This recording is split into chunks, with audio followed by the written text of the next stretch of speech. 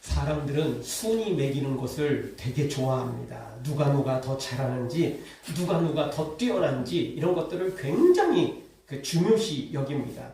그만큼 1등 되기를 좋아하죠. 학교에서도 성적으로 순위를 매기고요. 회사에서도 실적으로 순위를 매기고 운동 경기에서도 기록으로 순위를 매깁니다. 이렇게 다 했는데 순위가 안 나오면 뭔가 좀 우리도 이렇게 좀 뭐가 좀 뒤끝이 좀 남죠. 그래서 누가 1등인데? 그래서 누가 더 잘했는데? 우리도 이렇게 묻는 게 이것입니다. 그렇지 않습니까? 우리도 모르는 사이에 이 세상의 그 순위 경쟁에 우리가 이렇게 다 매여서 살고 있습니다. 그래서 몇 년 전에 좀 되긴 했지만 한 코미디 프로에서 그렇게 풍자한 적이 있었죠. 1등만 기억하는 더러운 세상이다 라고 풍자를 했는데 그 말이 맞습니다. 진짜 1등만 기억하는 거죠. 최근에 끝난 그 노래 경연대가 있었는데 1등이 3억 원을 그냥 다 독식을 하더라고요. 보니까 2등, 3등은 아무것도 없는 것 같아. 국물도 없는 것 같아요. 1등이 3억 원을 다 독식을 해. 그거 좀 해도 너무한다 싶더라고요. 그러니 그냥 1등 하려고 그냥 기를 쓰는 거고, 또 거기에 함께하는 팬들은 그냥 어떻게든 1등을 해야 되니까 그냥 상대방은 깎아내리고 자기가 응원하는 사람은 높이고, 그래서 인터넷도 보면 그 댓글 쓰는 거 보면 얼마나 서로 욕하는지 말도 못해요. 왜냐면 그렇게 독식이 되니까 그러는 거예요. 1등 해도 큰 게 없고 2등 해도 그렇게 크게 손해볼 거 없고, 이러면 굳이 1등 하겠다고 기를 쓰고 그냥 상대방을 깎아내리고 치고받고 이렇게 할 이유가 없잖아요. 근데 성경은 여러분 1등만 기억하는 세상이 아닙니다. 천국은 1등만 기억하는 세상이 아닙니다. 달란트 비유를 보면 2달란트 받은 자와 5달란트 받은 자가 똑같이 2달란트, 5달란트 남겼습니다. 겉으로 보면 10달란트니까 여기 4달란트에 비하면 2배 이상이 높습니다. 그럼에도 불구하고 하나님께서 칭찬하는 내용은 글씨 하나, 토씨 하나 틀리지 않습니다. 똑같습니다. 왜? 하나님에게는 2달란트도 2배를 남겼고 5달란트도 2배를 남겼어요. 하나님에게는 딱 2배예요. 2배. 똑같이 남긴 거예요. 똑같이. 5달란트 더 잘한 거 아니에요. 똑같이 2배 남겼어요. 2배. 그러니 하나님은 1등을 기억하지 않아요. 하나님은 그렇게 우리로 하여금 그렇게 상대방 깎아내리고 치열하게 싸우면서 그렇게 경쟁하자고 만들지 않고, 도리어 선으로 경쟁하게 만들고 섬김으로, 존이됨으로, 낮아짐으로 이렇게 섬기도록 만드십니다. 왜? 그래야만 더 큰 상급으로 나중에 주어지기 때문에 그렇습니다. 아멘. 어쨌든 사람들은 항상 기준을 세우고 이 기준으로 평가를 합니다. 그래서 이 객관적인 기준이 조금 미달되면 이건 편파 판정이다. 이거는 너무 일방적이다. 이런 비난들이 여러 가운데 있는 것입니다. 시험을 봐도 그냥 문제 탁탁 해서 그렇게 찍어서 점수가 나오는 건 상관없지만, 이게 서술형으로 쓰고 이래가지고 평가를 하면 솔직히 이 사람이 평가한 거고 저 사람이 평가한 거고 점수가 틀리잖아요. 그럴 수밖에 없는 거잖아요. 사람마다 차이가 있는 거니까. 그러다 보니까 기준이 틀렸다. 이렇게 서로 비난하게 되고 문제를 제기하게 되는 것입니다. 여러분, 세상에 모든 이런 기준들이 있는데 우리의 믿음에는 기준이 없을까요? 우리의 신앙에는 기준이 없을까요? 당연히 있습니다.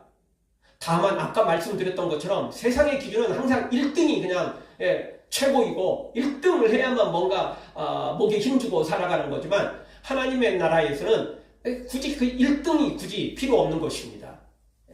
왜냐하면 하나님 나라에도 1등은 있을 수는 있겠지만 우리가 평가하는 1등하고 전혀 다르기 때문에 그렇게 기를 쓰며 할 이유가 없는 것입니다. 도리어 그렇게 깎아내리고 내 방식에는 여러 가지 방법들을 동원해서 수단과 방법을 가리지 않고 뭔가를 하려고 하는 거, 이거 자체가 도리어 천국에서는 1등이 아니라 반칙패에 해당되는 치명적인 문제를 야기시키는 것이 되기 때문에 하나님의 나라에서는 그런 방법이 전혀 통하지 않습니다. 어쨌든 하나님의 이 방법, 하나님의 이 믿음의 기준은 하나님의 말씀입니다. 말씀 안에 모든 기준이 다 들어 있습니다. 우리 삶의 기준도, 그리고 영적 평가의 기준도, 상급의 기준도 다 말씀 안에 들어 있는 것입니다. 그 어떤 교회에 새로운 성도가 교회에 출석을 했답니다. 지금이 아니고 옛날이었죠. 이분이 이제 교회 예배에 참석했는데 예배 중에 자꾸 다른 사람들의 눈치를 보는 겁니다. 여러분 지금이야 뭐 별로 그렇게 안 하기도 하고 또 지금도 뭐 하는 교회들이 있기는 좀 있지만 요즘에는 거의 이제 많이 그렇게 움직이지 않습니다. 근데 예전에는 여러분 기억하십니까? 예배 중에도 일어날 때가 있었고 앉을 때가 있었고 이럴 때 있었습니다. 옛날에 그래서 뭐 처음에 성시교도 갈 때도 일어났었고, 그리고 예배 끝나고 또 마지막 그 찬양 그리고 뭐 축도할 때 이때도 다 일어났고 막 이랬었어요. 옛날에는요. 그게 일어나고 앉고 막 이런 것들이 있었습니다. 많이 있었습니다. 그러니까 모르는 사람들 입장에서 보면 눈치를 볼 수밖에 없어요. 나 혼자 앉아 있는데 다 일어나고 있고, 옆에 보면 또 다 또 앉고 있는데 나 혼자 서 있으면 되게 뻘쭉하고 좀 이상하잖아요. 창피하기도 할 수도 있고. 그래서 처음 나온 분이라 이게 막 옆에 눈치만 보는 거야. 이게 다 일어날 때 똑같이 일어나야 되고 앉을 때 또 앉아야 되니까 정신이 좀 없었던 거예요. 그래서 이분이 예배가 끝난 후에 말하기를 나는 오늘 예배에 하나님께 집중하기보다는 교회의 규칙을 어기지 않을까 그것이 더 걱정되었다. 이런 말을 했더라는 겁니다. 물론 그것도 뭐 한두 번이고 나중에는 뭐 큰 거 없겠지만 그래도 이 말 속에 뭐 일어서고 앉고 이것이 나쁘다는 게 아니라 또 처음 나온 사람 입장에서 보면 이것조차도 생소하고 괜히 부담스럽게 느껴질 수도 있다는 것입니다. 즉 이 말은 뭐냐면 뭐 일어나고 앉고 뭐 여러 가지 뭐 기도를 하고 순서들을 행하는 이 모든 것들이 문제가 아니라 어떻게 보면 하나님께 집중하는데 도리어 기존 우리들은 상관없지만 처음 나온 사람들 입장에서 보면 너무 생소하고 너무나 이게 눈치를 보게 만드는 것일 수도 있다는 것입니다. 즉 그 이야기는 하나님께 집중하기보다는 도리어 어떤 형식, 교회 예배 방식, 교회의 오래된 관습들, 전통들 이런 것들 때문에 예배 시간뿐만 아니라 나머지 모든 것들도 이런 것들 때문에 도리어 문제가 될 수도 있다는 것입니다. 제가요, 중학교 때 성경학교를 하고 제가 교사로 섬겼습니다. 중학생인데도 불구하고 시골교회라 뭐 교사도 넉넉하지도 않았고 그리고 또 많은 그 여름성경학교 때는 엄청나게 전도도 많이 하고 이러기 때문에 애들이 뭐 진짜 많이 몰려왔었죠. 그러니까 이제 돕는 이제 교사들이 필요했습니다. 그러다가 제가요, 성경학교 중간에 전도를 나가서 어느 지역에 갔더니 꽃이 너무너무 이쁜 거예요. 근데 저는 그게 무슨 꽃인지도 몰랐어요. 그냥 따왔어요. 가지고 이제 교회 안에 들어왔었죠. 이제 하고 왔으니까 집으로 가는 것도 아니고 교회에 들어왔는데, 근데 누군가가 그러는 거예요. 그게 연꽃인데 왜 연꽃을 교회에 들어왔냐는 거예요. 그래서 막 혼내는 거예요. 연꽃을 교회에 들어왔다. 그 말이 맞긴 맞을 수 있어요. 저는 연꽃인지도 몰랐어요. 그게 연인인지도 몰랐어요.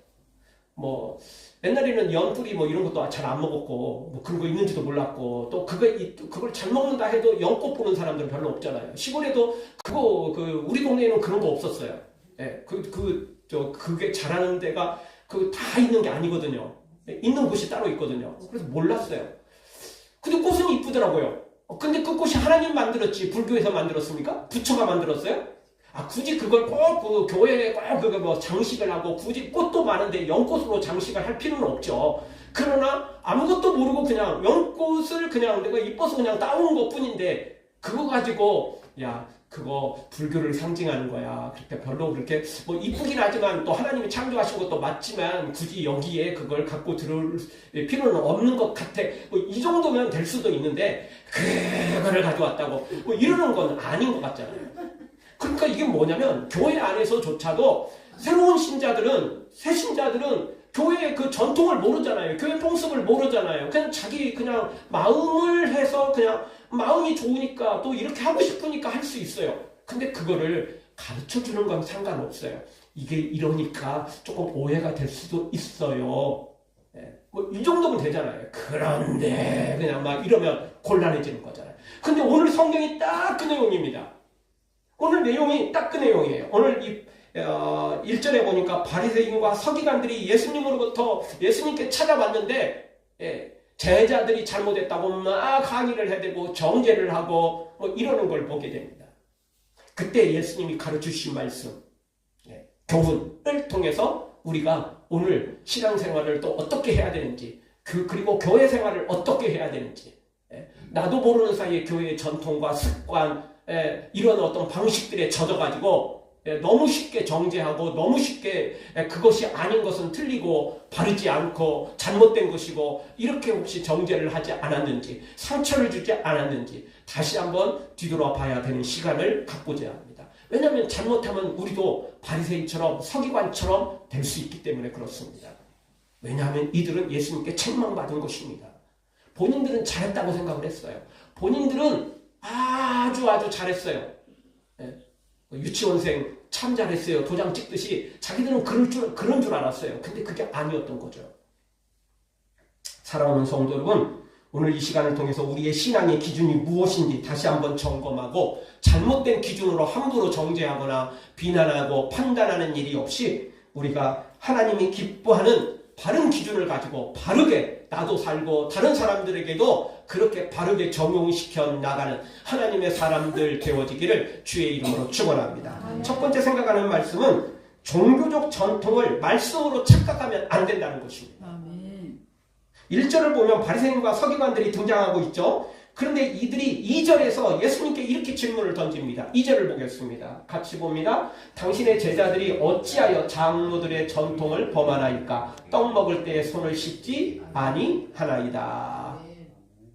전통을 범했는데 그게 장로들의 전통이었어요. 사실 엄격하게 말하면 성경에 나와 있진 않아요. 성경에 약간 힌트들이 있긴 있지만 그 힌트들을 이용해서 장로들의 전통을 만들었어요. 그것은 뭐냐면 떡 먹을 때 손을 씻지 않았다는 거예요. 근데 이게 이제 요즘 이제 현대 의학으로 손이 더러우면 세균이 들어있고 그 세균으로 떡을 집어먹고 이러면 문제가 생기잖아요. 건강상 안 좋잖아요. 그런 의미가 아니에요. 그런 의미가 아니고 지금도요, 이스라엘에 가보거나 또 이슬람 국가에 가도 똑같아요. 이슬람도 그 구약 성경을 뭐 기본으로 가지고 있잖아요. 다 짬뽕 시켰으니까 걔들도. 그래서요, 이슬람 국가는 지금도요, 손 씻는 거 엄청 잘합니다. 저번에 저 터키 성지순례 갔다 왔잖아요. 다른 데는 정말 사실 선진국이라고 말할 수가 없어요. 뭐 전체적인 수준이. 그렇지만 화장실은 우리나라보다 더 선진국입니다. 우리나라 화장실 잘 되어 있는 게 맞아요. 그럼에도 불구하고 우리나라 화장실은 다 손으로 밀어야 되고요. 솔직히 안에서 깨끗이 씻고 그리고 나오면서 손으로 이렇게 미는 순간 손에 수많은 사람들의 그 세균이 다 묻어 있는 거겠죠, 사실은. 그러니까 그 터키는요, 화장실이 다 자동문이에요. 이거 터치하는 것도 안 돼요. 이런 거 두말할 것도 없고 터치하는 순간 또 거기 세균이 묻잖아요. 그래서 자동문이에요. 손 씻고 다 말려요. 우리처럼 이제 요거 바람 나오는 거 아니고 화장지가 다 있어요. 화장지 아주 좋은 화장지 다 이렇게 씻고 닦고 버리고 그냥 알아서 자동으로 착 열려요. 완전 신식이에요. 우리나라보다 더 좋아요. 되게 너무너무 좋아요. 완전 좋아요. 왜냐? 손 씻는 거. 그게 왜 중요하냐니까요. 손에 더러운 걸 만졌는데 또 이거를 이슬람 그 사람들이 하는 이런 곳에 가서 뭔가를 만지면 그게 더러워지는 거예요. 그래서 더럽게 되지 않기 위해서 손 씻는 게 얼마나 중요한지 몰라요. 유대인들도 똑같아요. 더러운 것 만지다가 이걸 음식을 먹어야 되는데 그게 위생적인 문제가 아니라 더러운 게 내 몸에 들어간다는 거예요. 예수님은 이 말씀 말고도 다른 말씀에서 입속으로 들어가는 게, 몸속으로 들어가는 게 더러운 게 아니고 입에서 나오는 게 너희를 더럽게 하는 거다. 이렇게 말씀하셨어요. 예수님께서 물론 위생적인 문제를 이제 말씀하시는 건 아니고, 당연히 위생적인 거 생각하면 손 씻어야죠. 손 씻어야죠. 근데 이제 그들은 안 씻었다고 정죄했습니까? 근데 이거는 사실 장로들의 전통이었던 거예요. 성경도 위생적인 거, 예, 하나님 원하십니다. 그렇지만, 그렇게 손 씻지 않고 먹었다고 그게 정죄받을 일이고, 그렇게 그냥 비난받을 일이고, 판단받을 일이고, 이런 건 아니라는 거예요. 그 위생적인 문제로 하면 상관없지만, 이들은 그게 성경이 마치 있는 것처럼 제자들을 정죄하고, 그걸 또 예수님께 꼬투리 잡아가지고 예수님을 비난하는 데까지 이들은 그 길까지 서슴없이 나아갔던 것입니다. 그래서 문제가 되는 것입니다. 여러분, 종교적인 전통은, 교회의 전통은 나름 인정을 받아야 되고 또 존중도 받을 필요도 있습니다. 그럼에도 불구하고 성경보다 우선시할 수는 없습니다. 아멘. 성경보다 앞세울 수는 없습니다. 아멘. 여러분, 욥기 말씀 보면 그 세 친구들이 다 성경 가지고 이야기를 해요. 하나님의 말씀을 가지고 이야기를 해요. 하나님에 대해서 이야기를 해요. 근데 틀린 내용은 없어요. 그럼에도 불구하고 욥에게 전혀 맞지 않잖아요. 여러분, 성경을 가지고 있어도 잘못 적용하면 혼날 수 있고, 잘못 적용하면 잘못될 수 있는 건데, 성경도 아닌 장로들의 전통을 가지고 성경보다 더 우선시하면 되겠습니까? 절대 안 되는 거죠. 절대 안 되는 거죠. 성경은 우리에게 말합니다. 할 수만 있거든 다 평화하라는 거죠. 그리고 서로 사랑하라고 말씀하시는 겁니다. 그런데 정죄하고 비난하고 판단하고, 이것은 성경을 완전히 어기는 것이 되잖아요. 그리고 이제 오늘 말씀 안에서도 이 말씀은 아니지만 정말 어긴 말씀을 예수님이 분명하게 나중에 지적을 해주십니다. 어쨌든 종교적인 전통을 말씀으로 착각하면 안 됩니다. 말씀은 말씀이고요, 전통은 전통입니다. 관습은 관습인 겁니다. 그 이상도 그 이하도 아닌 것입니다. 사랑하는 성도 여러분, 전통이나 관습을 내세워서 말씀 위에 그렇게 내세우는, 그러다가 정죄하고 판단하는 우를 범하지 말고 항상 말씀 중심으로 말씀을 최앞에 내세우고, 그렇게 우리 신앙생활하고 교회생활하는 우리가 되어지기를 주의 이름으로 축원합니다. 두 번째 주시는 말씀은 전통이 말씀을 무너뜨릴 수도 있다는 것입니다.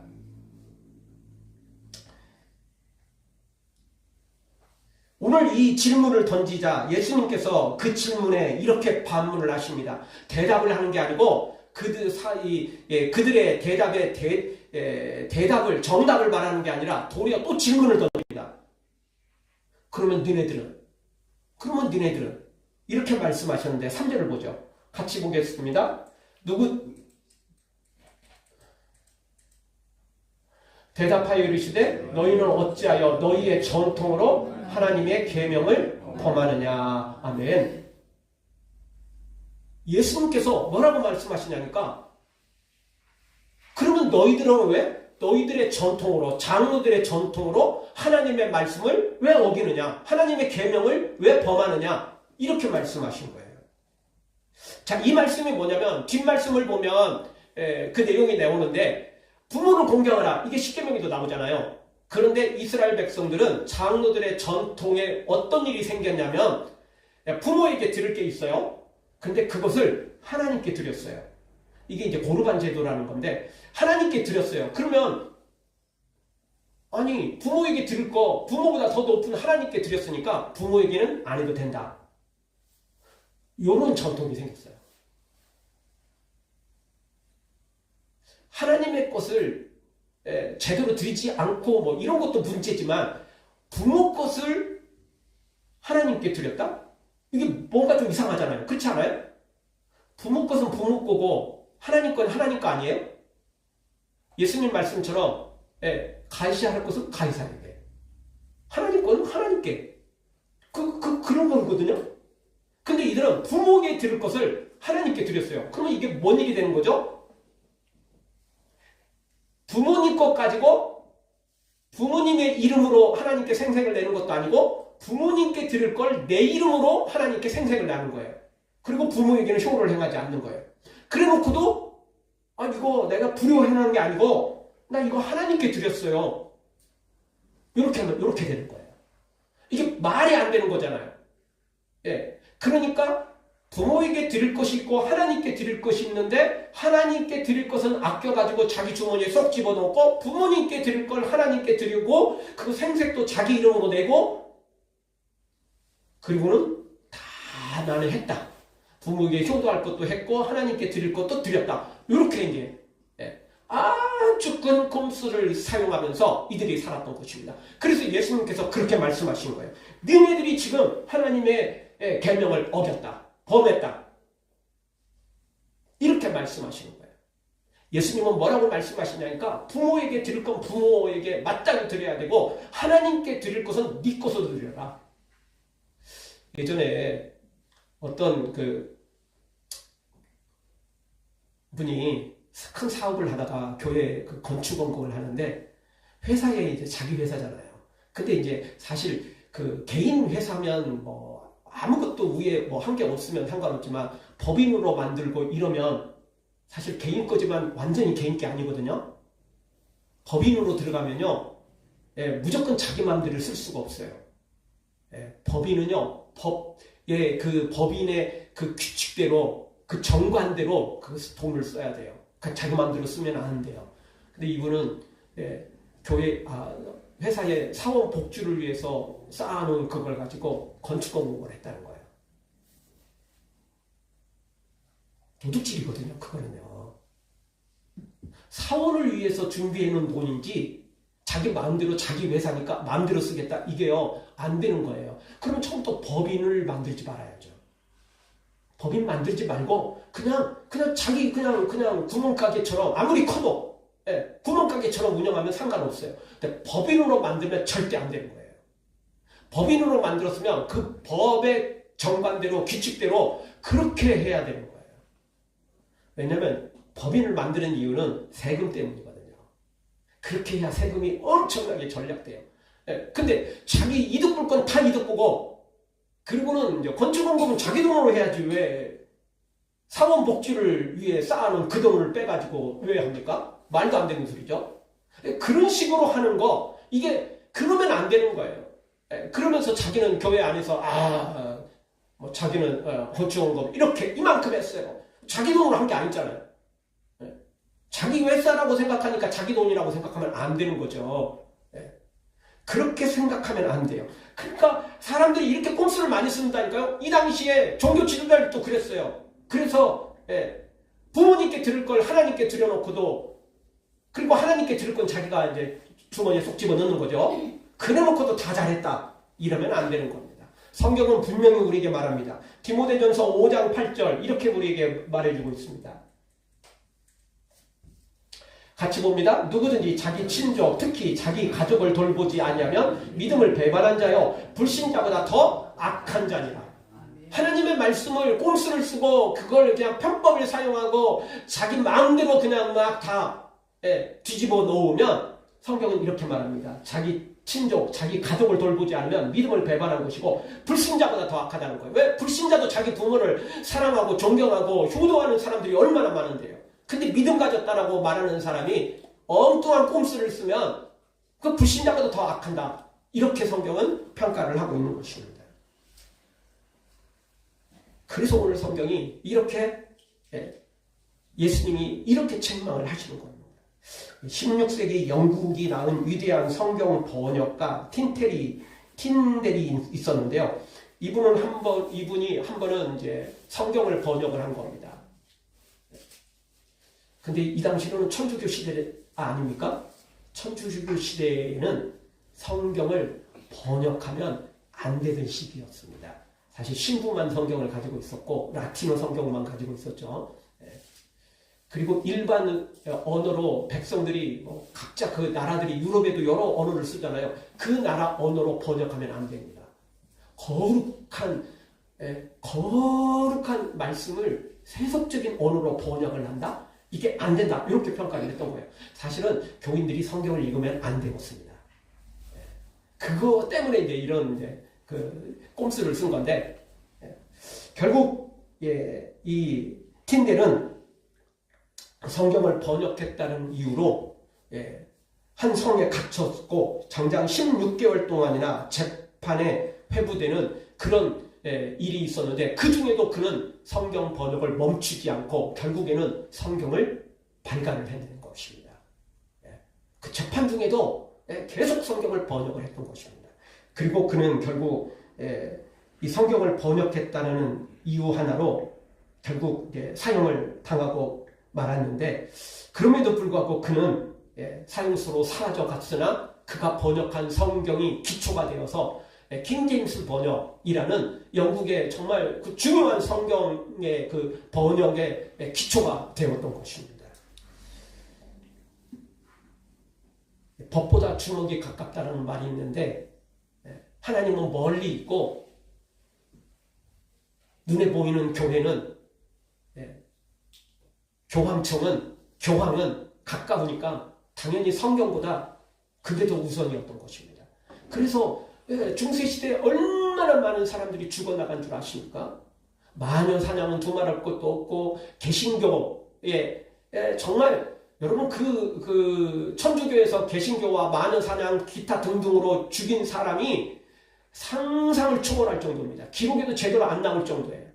그래서 최소로 잡아도 수십만이고 많이 잡으면 수백만이 된다는 겁니다. 상상할 수 없을 만큼 많은 사람들이 죽어 나갔던 것입니다. 왜냐하면 결국 그 교회의 전통이었어요. 성경이 아니고 교회의 전통이었던 것입니다. 우리 개신교는요, 종교개혁을 통해서 교회의 전통들, 사람들이 만든 이 관습을 개혁시켰던 것입니다. 다시 말씀으로 돌아가자. 그래서 종교개혁의 모토가 오직 성경입니다. 오직 성경. 관습이 아니에요. 전통이 아니에요. 절대 그것이 아닙니다.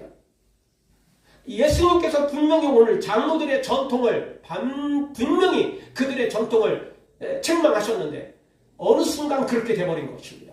그러면 지금 개신교는요, 또 똑같아지고 있어요. 너무 안타깝게도 중세 천주교의 그 잘못된 전통 관습을 무너뜨리고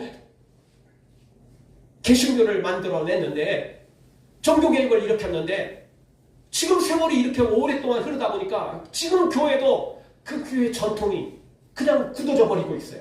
사람들은요, 그 전통을 정말 쉽게 받아들이고요, 생각보다 그걸 또 못 버립니다. 어떤 것은 죽어도 안 된다면서 내 눈에 흙이 들어가기 전까지 뭐 이러는데, 근데 한번 또 이게 쉽게 받아들이는 거 너무 쉽게 받아들이고 한번 굳어지면요, 그거 바꾸기가 어려운 거예요. 그런데 지금 개신교도 어느 순간 그렇게 돼버린 거예요.